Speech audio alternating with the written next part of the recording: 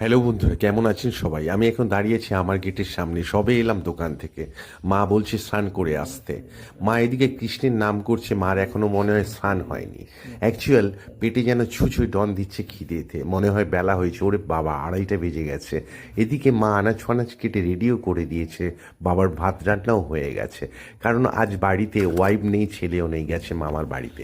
তাই ঠিক করলাম স্নানটা করে আসি সাবান জ্বালি নিয়ে। এটা আমার কেটিএম, পাশ থেকে বেরিয়ে যাচ্ছি। পাড়ার রাস্তা দিয়ে হাঁটতে হাঁটতে যাচ্ছি এই পাড়ার পুকুরে। এই যে পুকুরটা দেখতে পাচ্ছেন, এই পুকুরেই আমি স্নান করি। খুব ঠান্ডা জল, খুব পরিষ্কার জল, হেভি লাগে স্নান করতে। গ্রামের ছেলে তো, তাই পুকুরেই স্নান করতে বেশি ভালোবাসি। এবার আমি ধীরে ধীরে নামছি পুকুরেতে, কারণ পুকুরের স্নানগুলো ভীষণ শীতলা, বর্ষার জলে ভীষণ শীতলা হয়ে গেছে। ড্রেস চেঞ্জ করেই মুখে একটু সাবান টাবান দিয়ে জল ফল দিয়ে ভীষণ তো ঠান্ডা জল ঝাঁপিয়ে পড়ছি পুকুরেতে। সাঁতারও কাটলাম। এবার আস্তে আস্তে সাঁতার কাটার পর জলেতে ভাসছি। ভাগ্য ভালো এই সময় পাড়ার ছেলেরা দেখেনি, ভাবতো যে মরে গিয়ে হয়তো ভাসছে, কারণ আমি ভাসতেও পারি। এবার আস্তে আস্তে সাঁতার কেটে ওপরের দিকে উঠছি, কারণ একটু সাবান মাখতে বাকি আছে, সেভ করতে বাকি আছে।